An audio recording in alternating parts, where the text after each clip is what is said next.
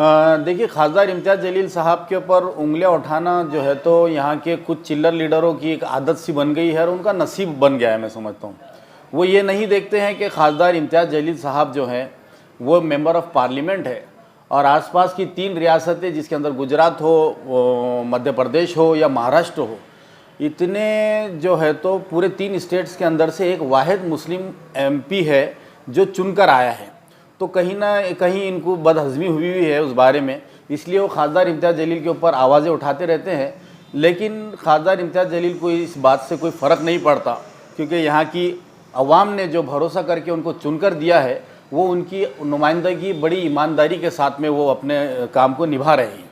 मैं समझता हूँ कि जो लोग ये बातें कर रहे हैं कि खासदार इम्तियाज़ जलील साहब ने अपनी दुकानें अलग खोली और ये करी और कई मांडोली की बातें करते हैं, इतनी निचले स्तर पे जाके वो बातें करते हैं क्योंकि उनकी ज़िंदगी चीज़ों में गई है। मैं समझता हूँ ये मांडोली करना, ये दुकानें लगाना, इनको समझना चाहिए लोकशाही मार्ग से ये आंदोलन करना ये हमारा राइट है और सारी चीज़ें हो रही है।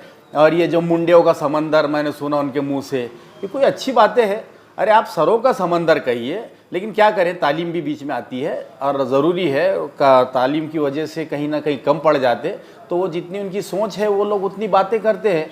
मैं सबसे पहले तो मुस्लिम नुमाइंदा काउंसिल को मुबारकबाद दूंगा कि उन्होंने जो है तो औरंगाबाद को मुत्तहिद किया और अल्हम्दुलिल्लाह औरंगाबाद की वो अवाम है जो हर वक्त मिली मसाइल के ऊपर हमेशा एकजुट होकर एक मिली इत्तेहाद का सबूत देते हैं और समंदरों का ठाए ठाए मारता हुआ जो ये सरों का समंदर होता है तो वो अपना पैगाम पहुंचाने में कामयाब होता है। इससे पहले आपने देखा होगा कि रिजर्वेशन की जो एक मुहिम चली थी उसके अंदर भी कितना बड़ा जो है तो एक आंदोलन किया गया था, एक मार्च निकाला गया था, अल्हम्दुलिल्लाह उसमें कामयाबी हुई।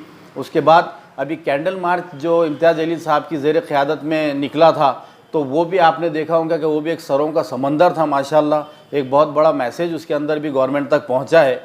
और तीसरी बात, जो लगातार 14 दिन तक जो खासदार इम्तियाज़ जलील साहब और यहाँ की समिति जो औरंगाबाद नामांतर विरोधी संघर्ष समिति की जानिब से रखा गया था, उसके अंदर भी जो लगातार 14 दिन तक लोग बैठे, लेकिन लोग बैठने के बाद में जैसे ही अगर उसके अंदर से पता चला कि कुछ शरारतें हो सकती है, दूसरे दिन कुछ लोग जो है तो परमिशन मांग रहे, पुलिस ने परमिशन नहीं दी, ऐसी शर्त से बचने के लिए खासदार इम्तियाज़ जलील साहब ने एक बहुत अच्छा फ़ैसला लिया और अपने इस आंदोलन को वापस लिया। तो वो लोगों को बैठना भी उनका गवारा नहीं हो रहा था, उठना भी गवारा नहीं हो रहा। तो ये लोगों ने जो है तो अपनी जो है तो ज़हनी तवाज़ुन इनका क्या है, जाकर सबसे पहले तो उसका इलाज करवाना चाहिए, मैं समझता हूँ।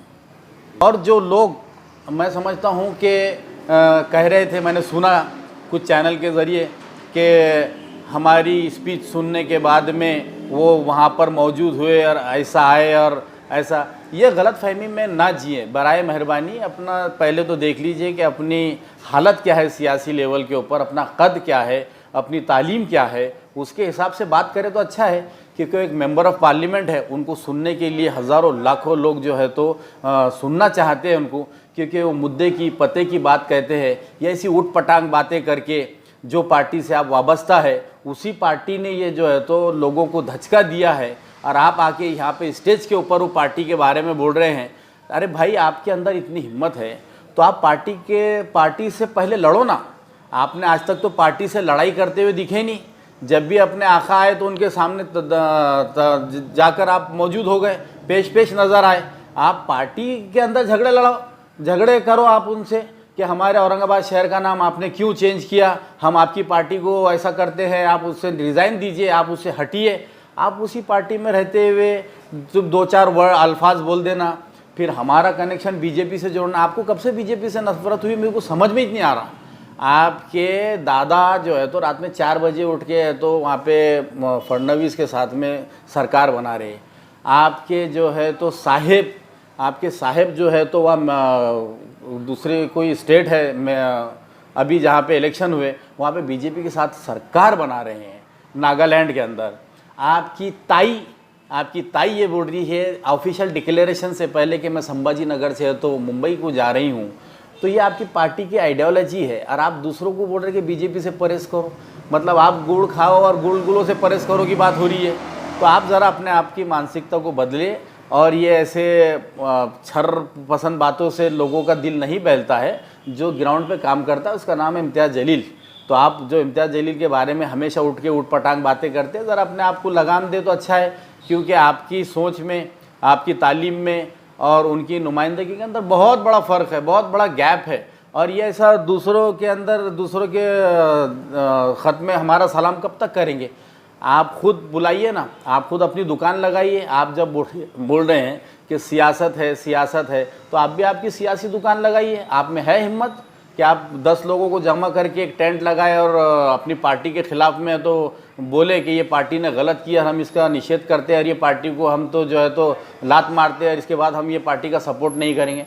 नहीं, खाली 4 लफ्ज़ बोल देना आके, उसके बाद में जाके फिर वही लोगों से माफ़िया मांग के पार्टी के अंदर उसी से जुड़े रहना, ये सब खेल आवाम को समझ में आता है। अल्हम्दुलिल्लाह आवाम बहुत, हमारी औरंगाबाद की जो है तो बहुत समझदार है। मैं तो उनको हमेशा सल्यूट करता हूँ, औरंगाबाद के तमाम लोगों को, जो हमेशा मिली मसाइल के अंदर हो या समाजी मसाइल में हो, हर मसाइल के अंदर जो है तो शाना बशाना, कंधे से कंधे मिलाकर, कंधे से कंधा मिलाकर खड़े रहते हैं और इंशाअल्लाह आगे भी खड़े रहेंगे।